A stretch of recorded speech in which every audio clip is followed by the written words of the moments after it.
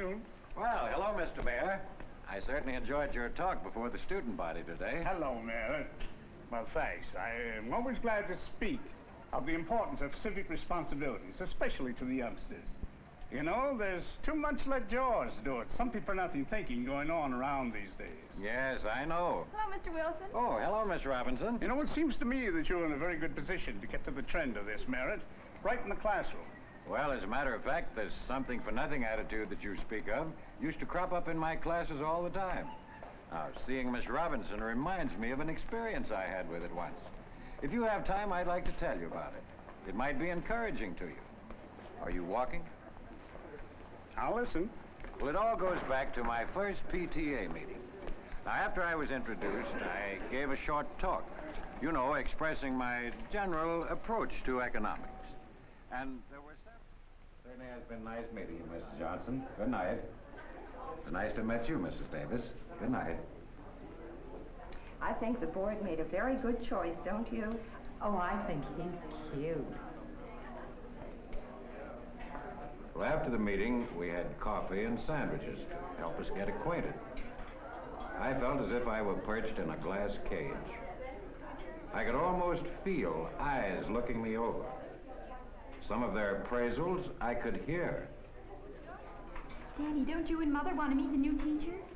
I don't want to meet him. I don't like him. Well.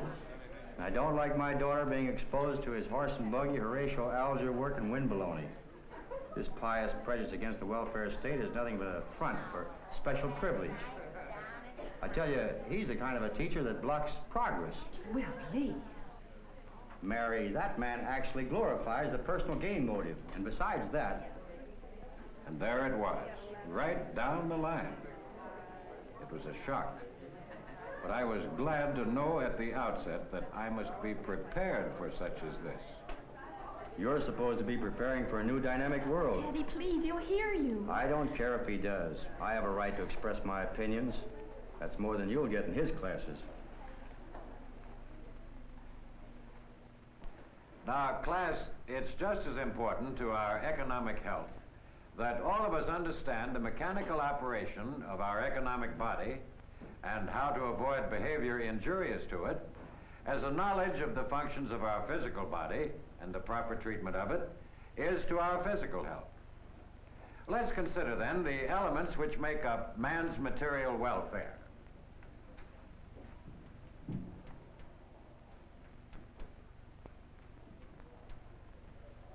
And suppose we analyze. Now, what is involved in building a simple log cabin like this? What would we need? Logs. Think again. Trees come before logs. That's right. Trees.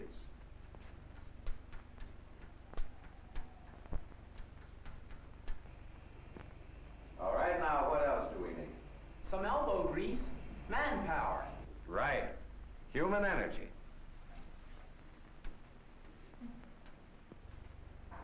What else?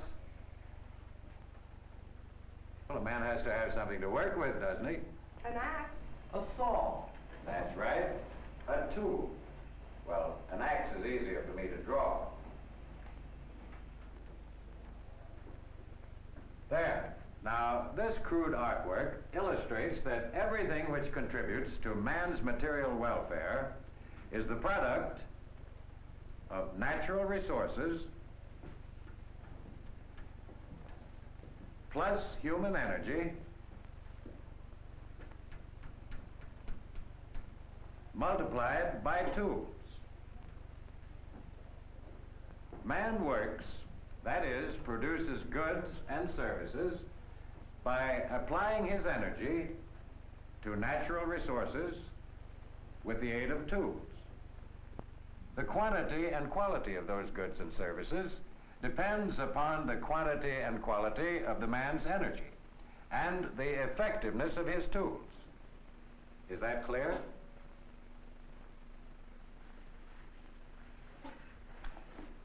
Now, the man who works all day long plowing his fields with the help of an ox can probably raise only enough food for his own use. But if the farmer works all day long, plowing his fields with a team of horses, he can increase his food production. He can probably raise enough for 3 families.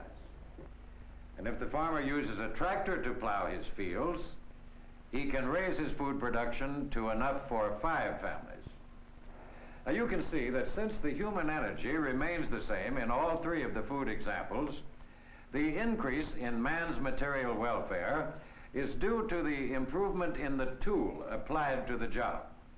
Now this is a simple illustration to show that man's material welfare has increased according to the increase in the effectiveness of his tools of production.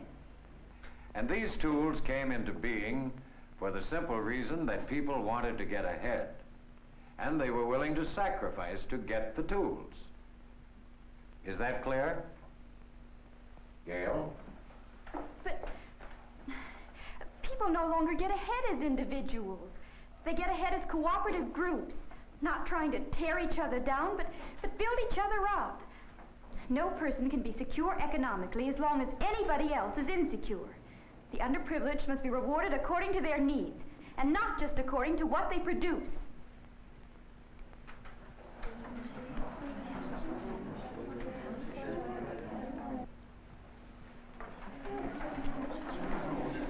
Class, Gail is really quoting Karl Marx, who said, "From each according to his ability, to each according to his need."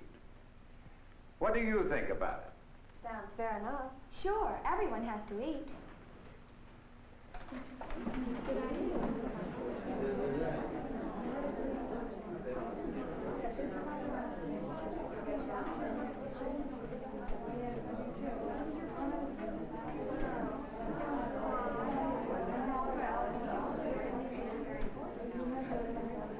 All right, class. All right now. I want you to think about this. Really think how it will affect you. And we'll talk about it later in our next class.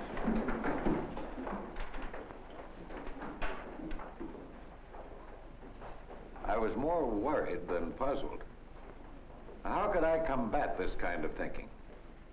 What could I do to get back at the source of indoctrination of students like Miss Robinson?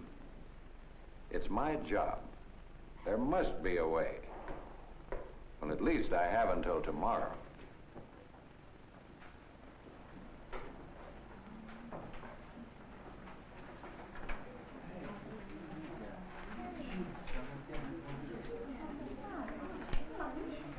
Well, class, there seems to be some surprise at the marks on your last test papers.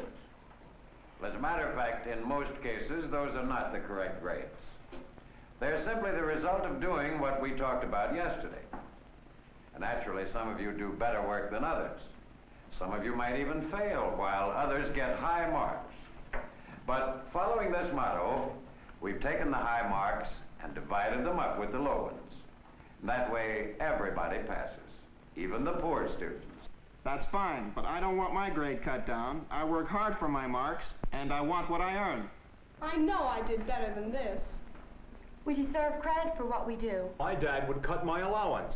The kids with the best grades get the best jobs. It just isn't fair. Well, suppose we give you a chance to think this grading system over and continue our discussion tomorrow. Talk it over with your parents if you want to.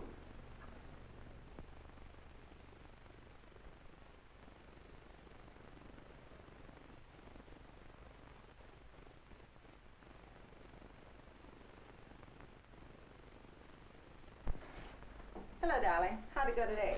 I really don't know, Mother. Oh, that's a strange answer. Anything wrong? No, not really. I'm just mixed up, that's all. Well, what's the matter, child? Well, look. That is a low grade for you, dear. Oh, but don't worry about it. You probably misunderstood the question. It could happen to anyone. You'll be able to make it up. Oh, it's not that, Mother. Yesterday, the teacher was telling us that American prosperity was based on personal progress and private ownership of tools of production. Well, I got up and said what Daddy's always telling me, that real progress could only come when people's needs were recognized by the privileged class. Well, today we got our test papers back with those grades. Teacher said he was following the rule we all agreed yesterday was the right one. From each according to his ability, to each according to his need. This is the last straw. I am sick and tired of the nonsense we get from your father around the house all the time. From each according to his ability. Personal progress is the law of the jungle. Bourgeois. Just wait till he gets home. And what will you do, my love? Give me a kiss. What's for dinner? Now, will you listen to me? Gail, go set the table for dinner. Yes, Mother. No, you don't. Will, I'm serious. You've got to promise to quit filling this girl's head with all those silly notions that fly right in the face of nature.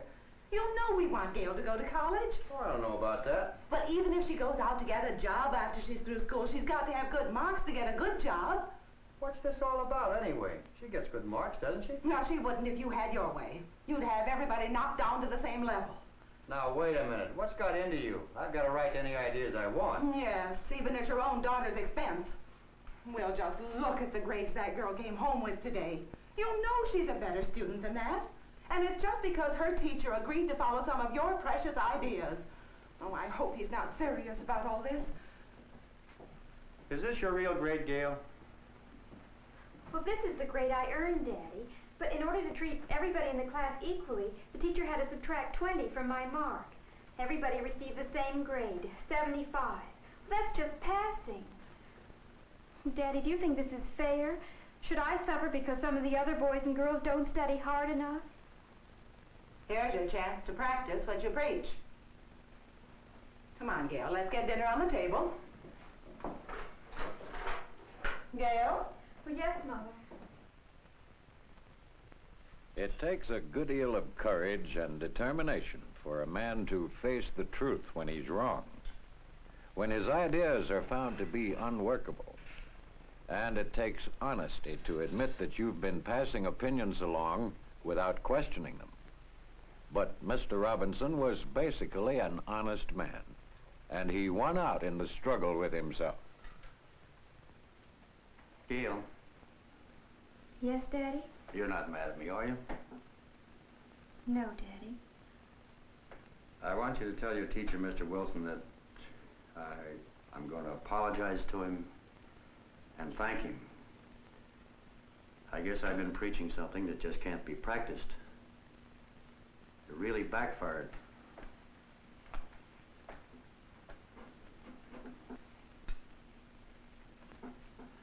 I'm very proud of you, and you're much better than the average, and I always want you to be. Thanks, Daddy. Well, the next day, Gail made a little speech before the class that really warmed the cockles of my heart. And the whole class agreed with her that incentive is an economic necessity. When I asked them what would happen to production if there were no incentive for adult workers, they answered that some sort of a policeman would have to make people work. Now, how's that for a happy ending? It's a wonderful story, Merritt. So beautifully simple. You know, Merritt, if you were eligible, I'd like you to run for city council. Well, thanks, Mr. Mayor. But I do have a good friend who really knows the score that I'm sure you could interest. Well, your recommendation is good enough for me. Who is he? Mr. Robinson, Gail's father. Well, I'll be... Think it over.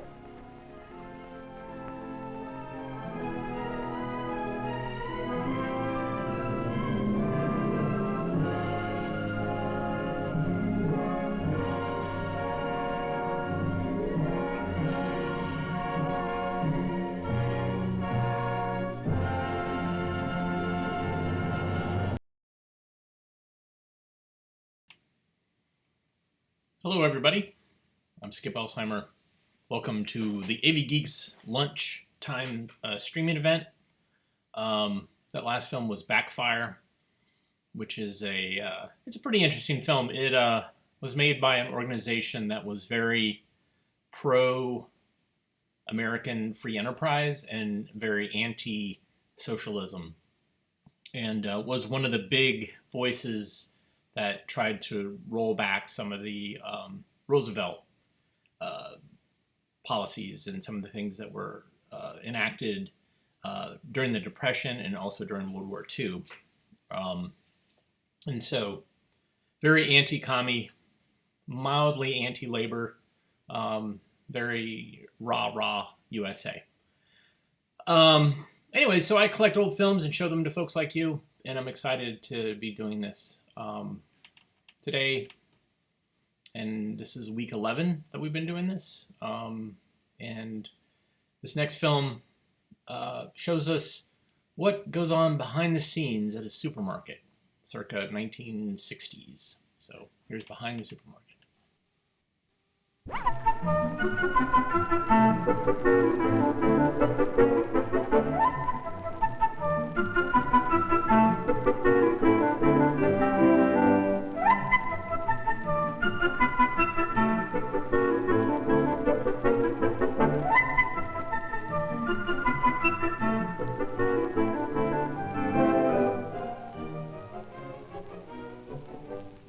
It's early in the morning before this large supermarket opens for customers. I'm the manager of the supermarket. And this is my son, Johnny. This morning, I'm going to show Johnny what goes on behind the scenes here before the day's business can begin.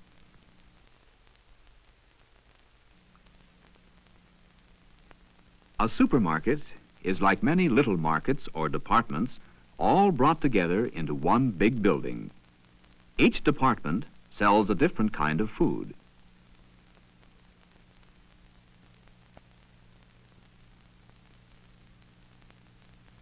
One of my jobs, I tell Johnny, is to see that the market has plenty of food to sell.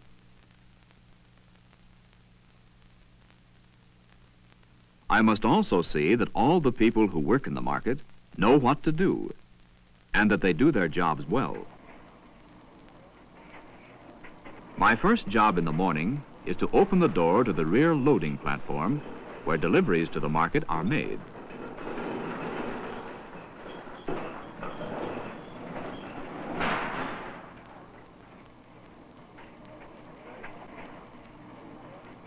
Watch this truck backing in, Johnny.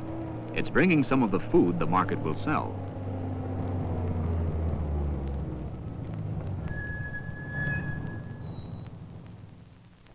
Here's a man unloading vegetables and fruit from a vegetable or produce truck.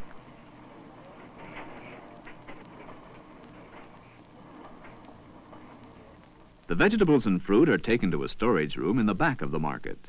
Here they are cleaned.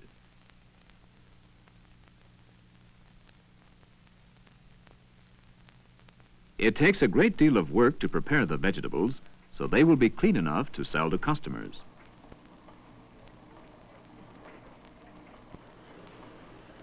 From the inside of this truck, a roller track carries cartons of canned and paper goods into the market.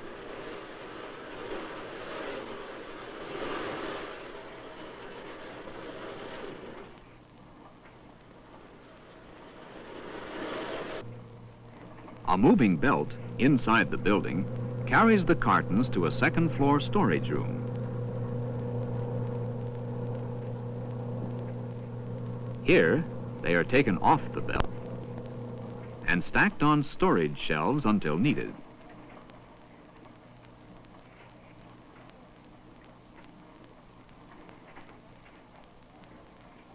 Johnny watches boxes of frozen food being unloaded from a refrigerated truck. One of my helpers explains that a refrigerated truck is like a large icebox on wheels.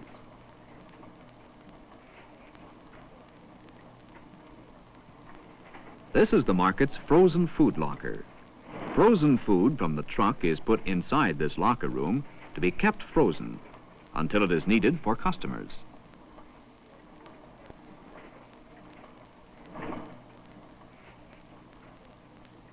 This truck is refrigerated too. In it, big pieces of meat are brought to the market. The meat is hung on hooks from an overhead slide, so it can be easily moved.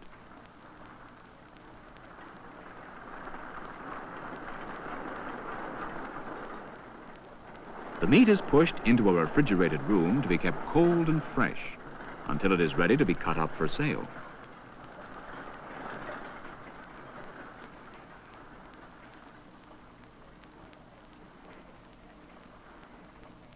Mr. Dale, my meat department manager, shows us the meat he is going to cut today.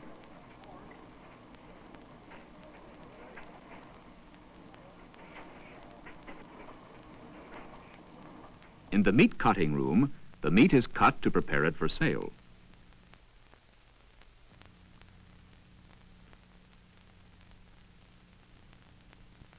This meat has been ground into hamburger. The cut and ground meat travels on rollers to the packaging and weighing room.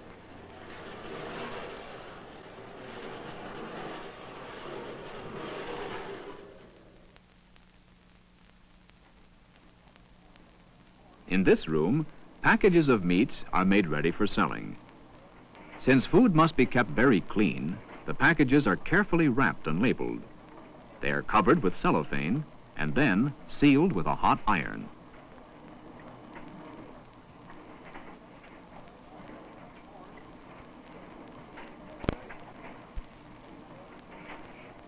Each package is weighed, and the weight and price are marked on the label. Finally, the wrapped meat is ready to be put into a refrigerated display case in the front of the market.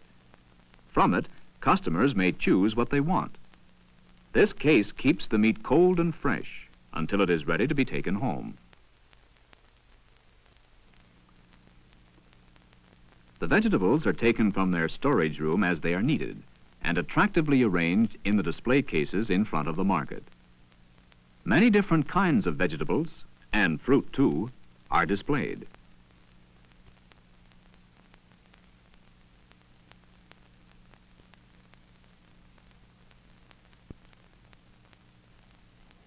This chute carries cartons of canned and paper goods from their upstairs storage room to the market's main floor.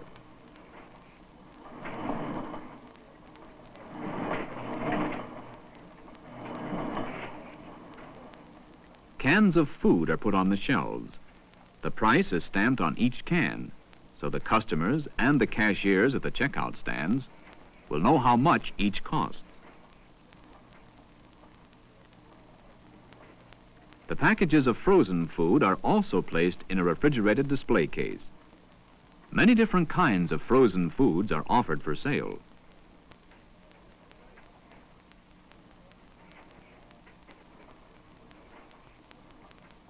Meanwhile, I check on some signs needed for tomorrow's sale. I tell my sign maker what the sale price will be. The signs will be used in the windows of the market.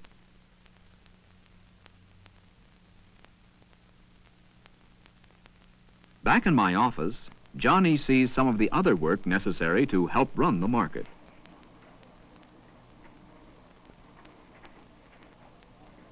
This is my secretary. She's working on the sales record of yesterday's business. I must know how much food was sold the day before, so I can order more if it is needed.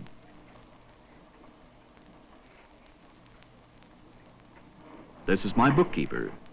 She's adding up some bills for me to pay. Now, Johnny, how would you like to open the market? Just push this buzzer.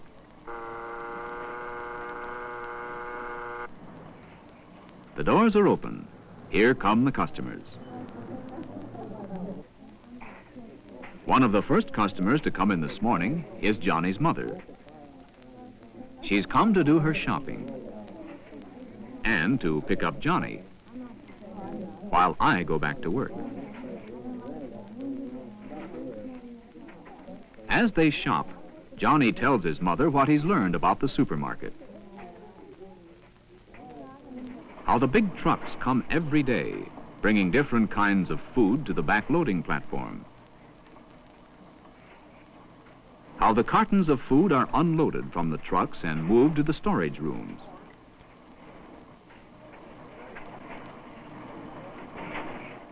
How the vegetables are cleaned. How the meat is cut and wrapped to keep it clean. How the clerks put the food in the display cases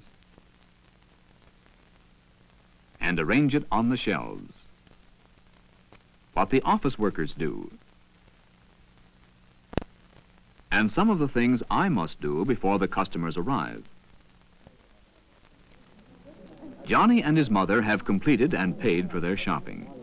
Today, Johnny's learned that a great many things go on behind the scenes of a supermarket.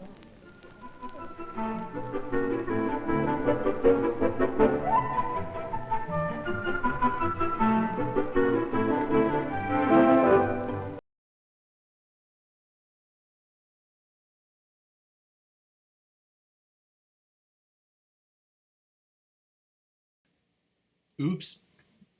Well, that always happens. I lose track. Taking notes. Wow, that was the 300th film that we've shown over almost, 11 weeks. So congratulations, everybody, for 300 films. That's based on a list that I'm keeping of all the films that we've shown, and there's some give and take in there, so it's roughly the 300th film.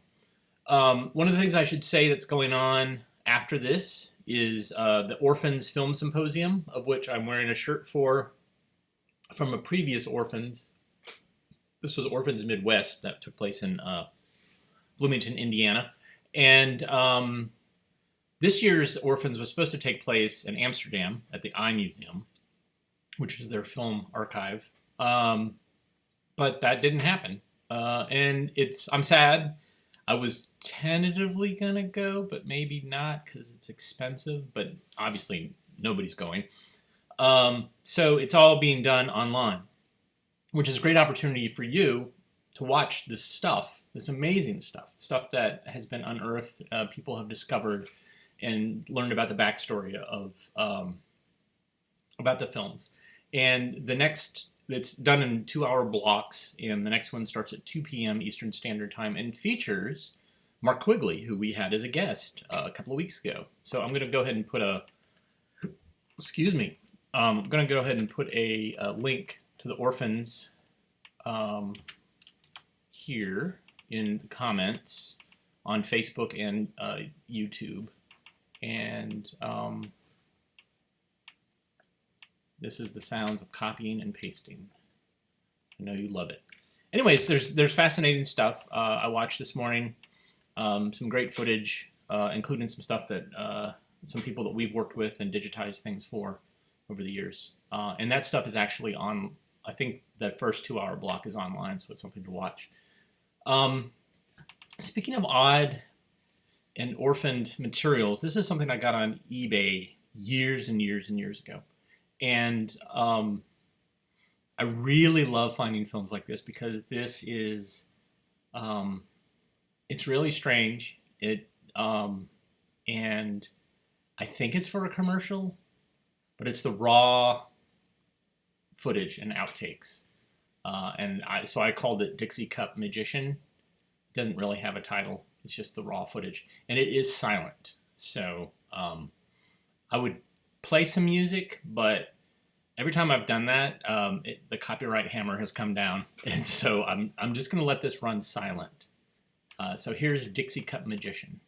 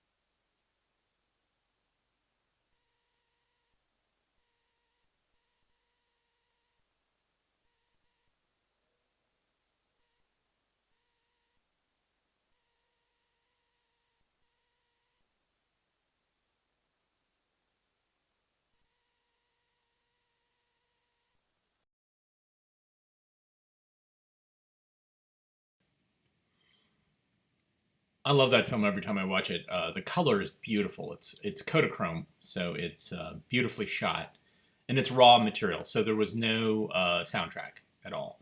The sound would have been recorded separately on a tape. This next film is for all you that are looking to be church ushers. This gives you some basic pointers on how to do this. Enjoy. Whenever people gather in churches, there is a need for dignity and quiet that is conducive to worship. But occasionally, things happen. Something goes wrong. When this happens, it calls for prompt action from one trained to meet such situations. The church usher.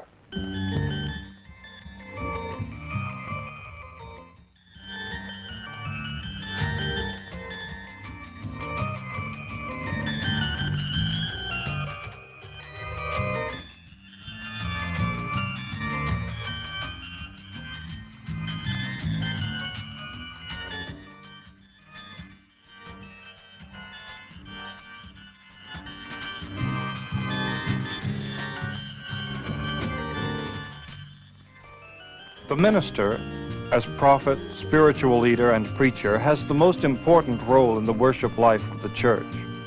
He must direct the several activities of the service and create an atmosphere which will help the people achieve a spirit of worship. In most churches, the minister is assisted by ushers. As doorkeepers in the house of the Lord and assistants to the minister, they have an important function to perform too. But without careful planning and preparation, the ushers can fail to be an asset to the minister and the service of worship he is directing.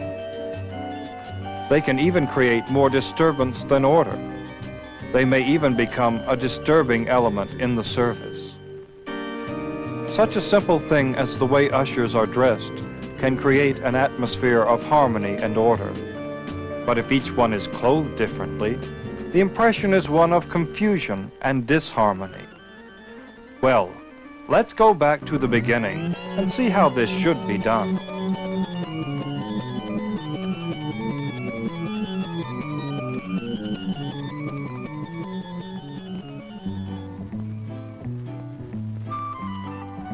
Often the usher provides that all-important first impression to the arriving people. His appearance is important. What the ushers wear may be a matter of decision made by the ushers and the minister. In some informal congregations, it may be proper for ushers to be coatless in the summer. In others, the proper mode of dress may be similar colored suits, or even formal coats and ties. So long as the apparel fits in with the manner of dress of the congregation and the dress of all the ushers is similar, good taste can be the criterion. Uniformity of dress can also be a means of identification. Another means of identification is the small lapel flower. One of the ushers should be selected as the head usher. He may be selected by the minister, the worship committee, official board, or board of deacons.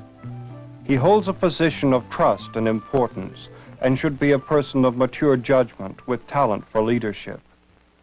It is his job to see that there are enough ushers on hand at every service, to assign the ushers their individual stations, to work out the procedures for directing special services, and to instruct the other ushers in their duties. An important part of the usher's duties is seating the persons as they arrive. As persons come, the usher should find out how many are in the party that are to be seated together. He will ask them to follow him down the aisle to a place he has selected. The usher will stop by the pew in front of the one the people are to enter and turn to face them. As the people enter the pew, and not before, the usher should give them a bulletin. He should wait until they are comfortably seated before returning to the narthex for the next group. If the people indicate that they would prefer a seat other than the one the usher has selected, the usher should allow them to sit wherever they like. Always there are those who arrive after the service begins. To avoid disturbing the service, the ushers should suggest that these wait in the narthex for a few moments. The usher may be guided by instructions in the church bulletin indicating when late arrivals may be seated. If possible, seats should be saved at the rear of the church so that latecomers can be seated without disturbing the congregation or embarrassing the late arrivers. It is helpful if the usher can give them a hymnal open to the proper place so that they can join in the service immediately. As the service continues, those ushers stationed near the rear should remain at their stations. They should look after the physical comfort and well-being of the congregation as inconspicuously as possible. If a person becomes ill during the service, the quick and quiet action of an usher is needed to avoid disturbing the congregation or embarrassing the sick person. An usher should stay with the sick person until it can be determined what should be done. In some cases, it may be necessary to telephone for a doctor or an ambulance. In some churches, an agreement is reached with a physician in the congregation that he may be called out of the sanctuary if needed. The actions of the ushers can emphasize that the offering is a solemn act of worship. The ushers should not do anything that will call attention to themselves. The keynote here is dignity and poise. Normally, each usher will receive one plate and will proceed to an assigned aisle and begin passing the plate along the row of worshipers. His partner at the other end of the pew will pass his plate down the next row. Each usher will remain at the end of the pew where his plate is being passed until it reaches the opposite end. He will then move to the next row to receive the plate that has arrived there. He will then skip one row and start passing the plate he has received down the next pew. If the pew is not filled with people so that the plate can be passed easily along the pew, the usher may simply offer the plate to those near the end of his aisle and go on to the next pew. Where Holy Communion is received at the front altar, the head usher must work out some plan for moving the people easily to the front and then back to the seats. He will need to know how many persons the altar can accommodate at a time. He will want to designate certain aisles for persons to come forward and others for their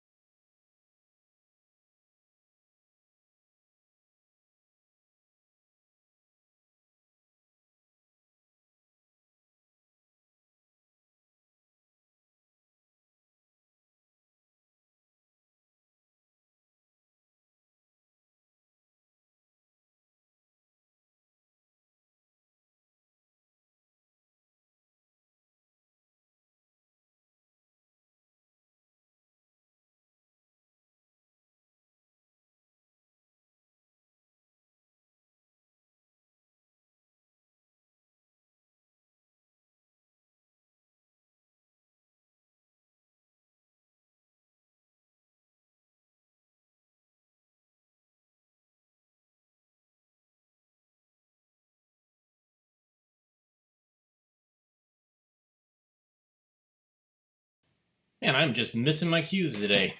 What a great film. I think I was an usher. Well, definitely usher during weddings, but usher once, and I learned the whole collection plate thing. And so the idea with this is that you would show it to the new group of ushers who were assigned. And I'm guessing that this would be for a big church because someone to afford the film and then to realize that this is an issue and to navigate, hundreds of people who are trying to sit or are coughing or have babies that are loud or collection plate and communion logistics. Anyways, I love this film. Great thing. This next film shows our class exploring the moon. Enjoy.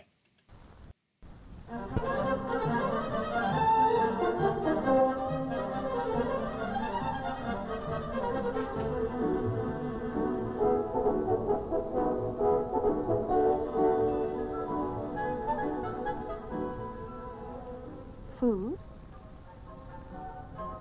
water, air.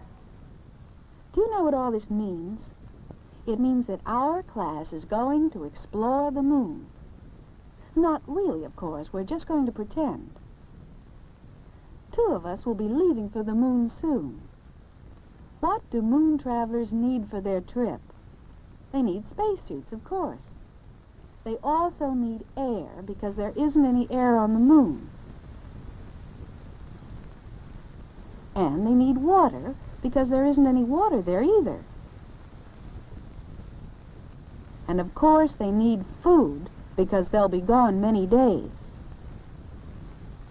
Can we make a model to show the imaginary trip we'll take to the moon? Yes. This represents the Earth. If the Earth were this size, then the moon would be only this big.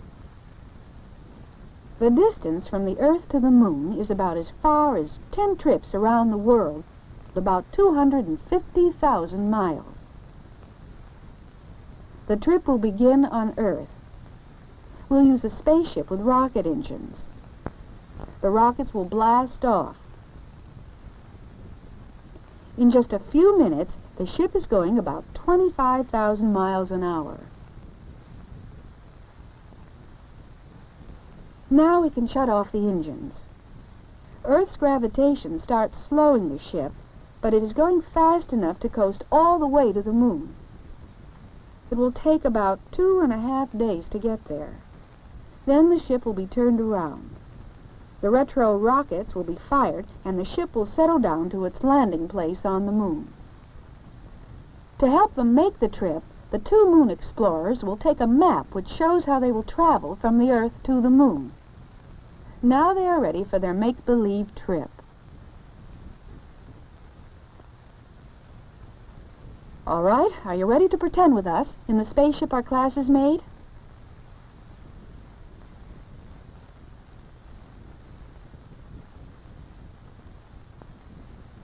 Then imagine our travelers are in a real spaceship and ready to blast off. Here we go.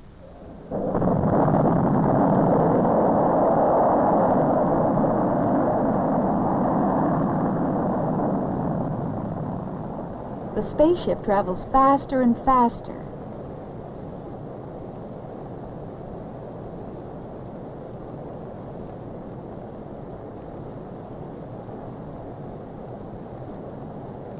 The space travelers can see where they're going through the viewscope on the instrument panel. Here's their first view of space. Here are the stars, and there ahead is the moon. This signal means their ship will soon be traveling 25,000 miles per hour. Now, engines off.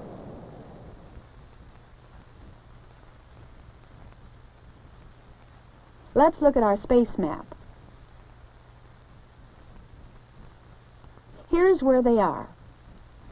Now, for 2.5 days, they will coast at great speed through space to the moon. As they get closer to the moon, they can see it better and better. they can see the dark places and light places that make the moon seem to have a face when you look at it from Earth. Through the ship's telescope, they see the light-colored places more closely.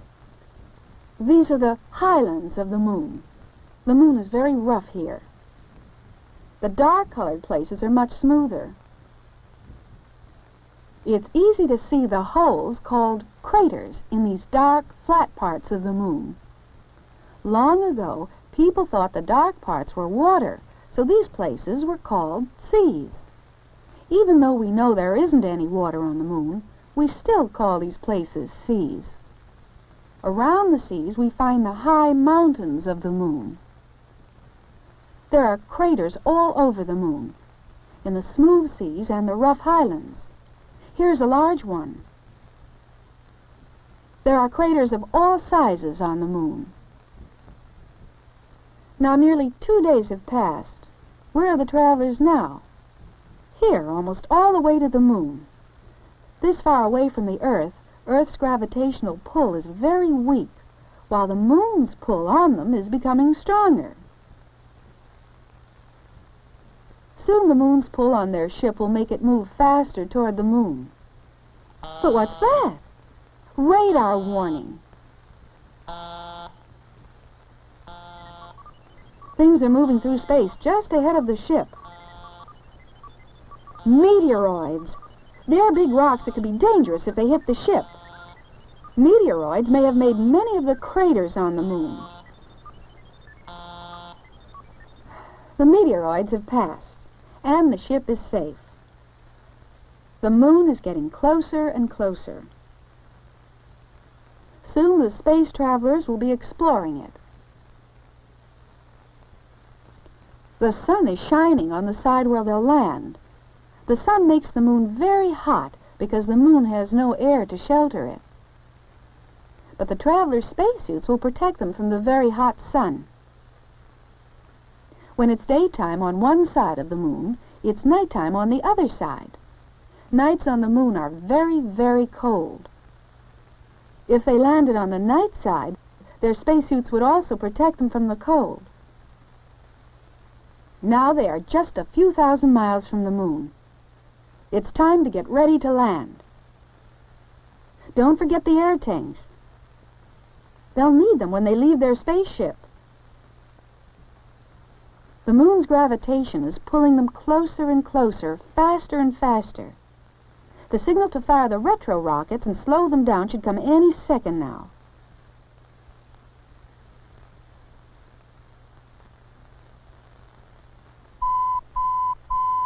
All right, fire. And prepare for a landing on the moon.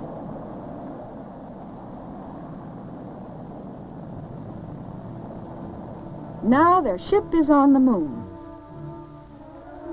Be careful climbing down the ship's ladder. Look out! Falling isn't as dangerous on the moon as it is on Earth. The moon's gravitation doesn't pull you as much.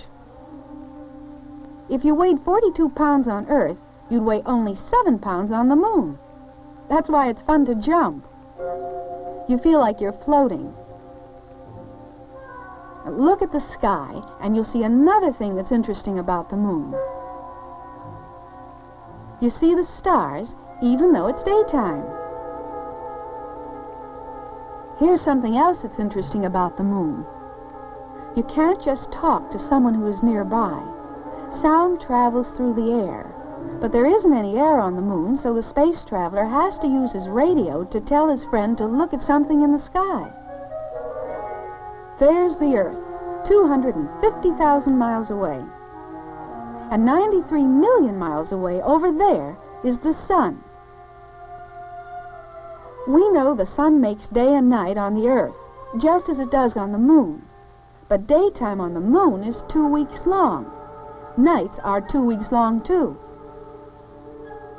Now the explorers are going up to the top of the hill they're on. From here, they can see the parts of the moon they saw through the viewscope when they were in their ship. Over there are distant mountains many miles high. There's a high cliff. They didn't see that before. Far off, they see big craters, nearly 100 miles across, and little craters nearby, just a few feet wide. And here's one of the seas of the moon. But there isn't any water in it. They can see that.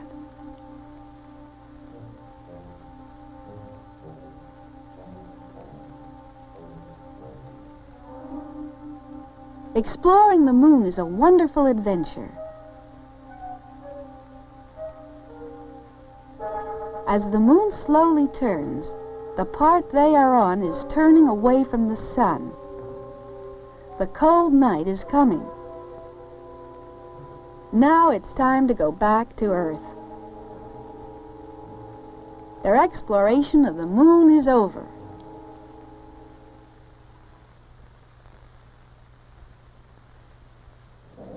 The rockets are firing, and we're on our way home again.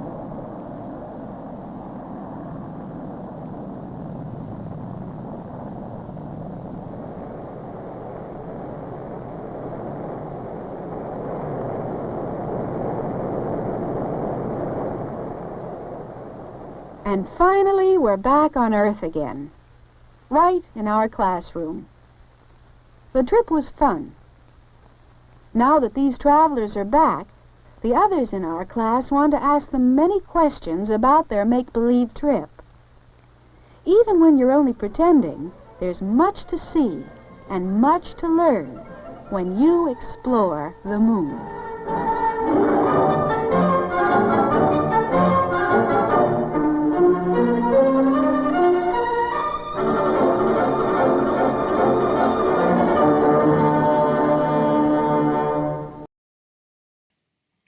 So if I had seen this film as a kid, my head would have exploded. I really, really like this film a lot.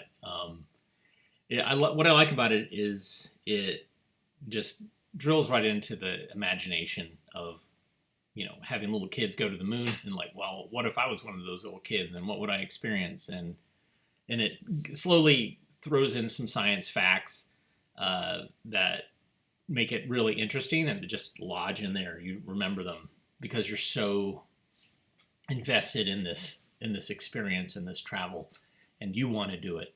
Plus, the color of this film is really quite nice. I can't think of many cornet films from that time period that just give me goosebumps, where I'm like, whoa, that's awesome. So kudos to whoever did that. All right, this next film is made by AAA, and it talks about the final factor. What are all the factors that lead to a car accident? These are not gory. These are dramatizations, and so there's no dead bodies in this. This is not highway safety films. This is AAA. All right, enjoy. Final factor.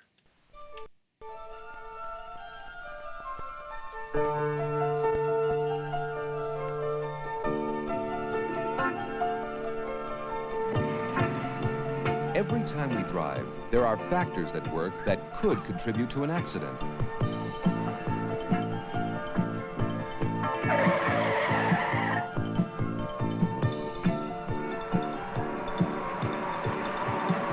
The minor driving errors that we all commit are factors.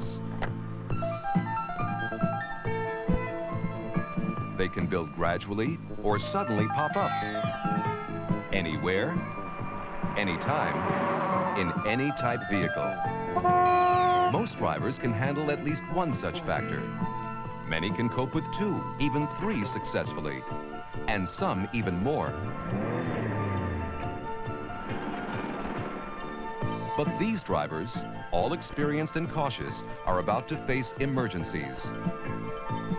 Emergencies not necessarily caused by violations of the traffic laws, but by the addition of that one factor that they cannot handle safely.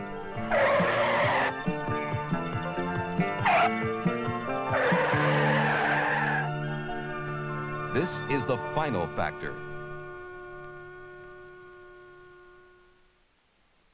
We can get an idea about how factors add up and combine by looking at this familiar situation. Two drivers at the scene of a minor collision. Many of the factors that led to this accident will never even be known by the drivers involved. Let's see what those factors really were. Factor 1 was contributed by Jane Hoffman. Jane is always nervous driving her expensive car, especially when getting on an expressway, and is often just a little too careful. The driver of this car, already on the expressway, is not honoring the merging traffic sign and allowing Jane to enter the flow of traffic. He is creating Factor 2. Jane, edging up, decides at the last minute that she can't make it and stops. Meanwhile, behind her, Bob Kaplan, assuming that Jane did enter the expressway, turns to check traffic for his own entry, and that's Factor 3. Following closely behind Bob, Kathy Brewer now adds the final factor. She chooses this moment to change cassettes in her tape deck. At the exact moment Bob hits his brakes.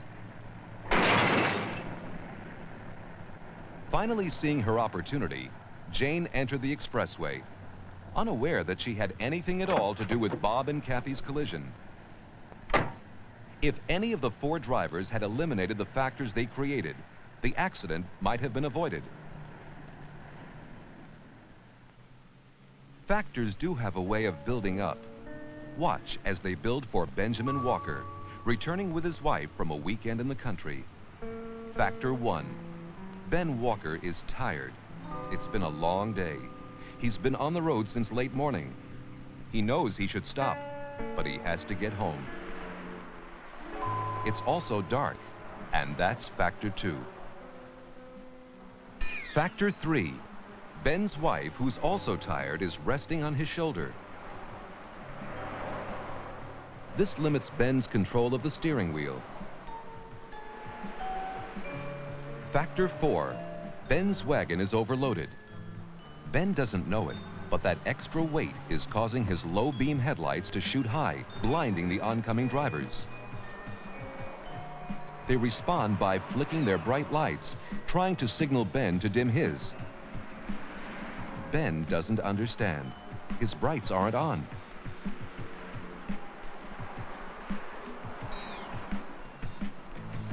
And then, the final factor. One driver retaliates by blasting his brights at Ben, momentarily blinding him.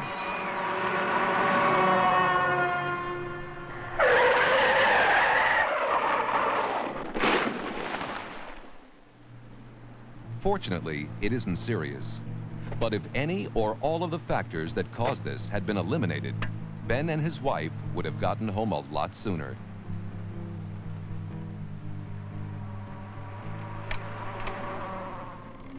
Often, an emergency situation develops, and there's no one but yourself to blame for contributing all the factors. Take Neil Berman, for instance. Neil is a pretty good driver, but he occasionally takes risks. Up to now, he's been lucky in dealing with these factors safely. This time, however, it will be different. Factor 1. The weather has made the road slippery and treacherous. Factor 2. Neil, anxious to reach his destination, sees no need to slow down. Factor 3.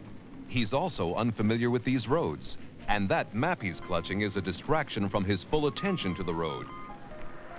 Factor 4. Neil is driving on almost bare tires.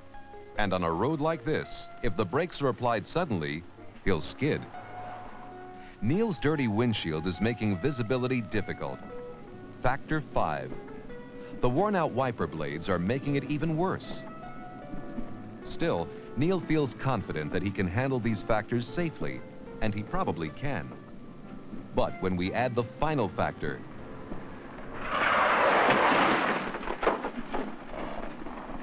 an unexpected construction barricade, which perhaps should have been more clearly marked, but if Neil hadn't taken so many risks, he would have been better prepared to safely handle this emergency. Most accidents do occur when we're close to home, and always when we least expect them. Case in point, Betty Corwin, on her way home from the shopping center with her 3 children. Betty knows that it could be dangerous not having little Jennifer safely harnessed in the front seat. Betty isn't even wearing her own safety belt. She says it limits her movements, especially with 2 active kids in the back seat. These will be factors 1 and 2. Betty's not really driving fast, although maybe a few miles above the posted speed limit. But with these road conditions, it's too fast. Factor 3. Betty knows that she should keep her eyes on the road at all times, but she has to keep an eye on her kids, too. And that's factor 4. Betty's inattention to the road. Now, let's escalate that roughhousing in the back seat. Factor 5. And to this we add the final factor.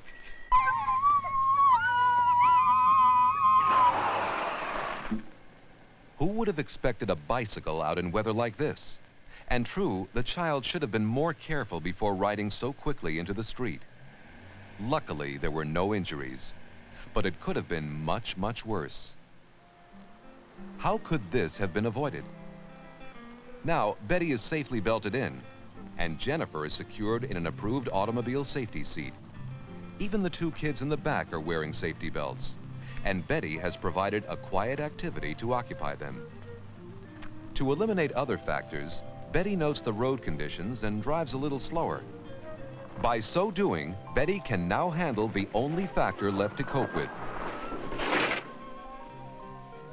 She can stop in time without fear of endangering anyone in this emergency situation. Many times, it is other drivers who contribute the factors that you are unable to control. Of course, you too can be the other driver. The car on your left is driven by Phil Cates. Phil, always uneasy on a thruway, is unsure of where his exit is and drives in the center lane. That's factor 1. Next to Phil, in the truck, is Ken Gordon. Ken is not used to driving a truck, and his heavy load is slowing him down a good deal more than he expected. And a slow driver, especially in a truck, should never be traveling in the left lane, forcing other drivers to pass on the right. Ken will contribute the second factor. The car directly behind Ken, trying to pass, is driven by Beth Wason. Beth is rushing to a job interview and has waited too long before deciding to change lanes and pass Ken on his right. Beth will contribute factor 3. Pulling alongside Beth is John Kimball. John is following behind Phil's car much too closely, and this is no time to be distracted either. John adds factors 4 and 5. All these factors are building up, but let's see what happens when the final factor is introduced. Phil has found his exit. Too late.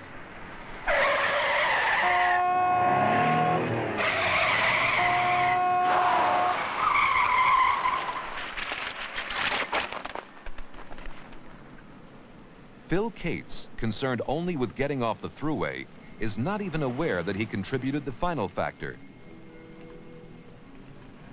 This emergency might have been avoided if just one of these drivers had eliminated the factors they created. For example, if Ken Gordon had been in the right-hand lane where he belonged, Beth would not have had to try and pass him on the right. Or if Beth had changed lanes earlier instead of at the very last minute, she could have avoided the emergency. John might have noticed the distance between his car and Phil's if he had been watching the road instead of Beth. If he allowed more space, he wouldn't have had to swerve into Beth's lane when Phil slammed on his brakes. And Phil, besides being in the wrong lane, he should have gone on to the next exit once he missed his, which would have prevented a potentially fatal emergency. All these drivers have taken risks that they have taken before, and yet have managed to drive safely. These risks become factors which, when combined with other factors, could create emergencies. Remember this next time you drive. You may be able to cope with one factor, probably more. But the more factors you consciously eliminate for yourself, the better prepared you'll be to cope with that one factor that's beyond your control. The final factor.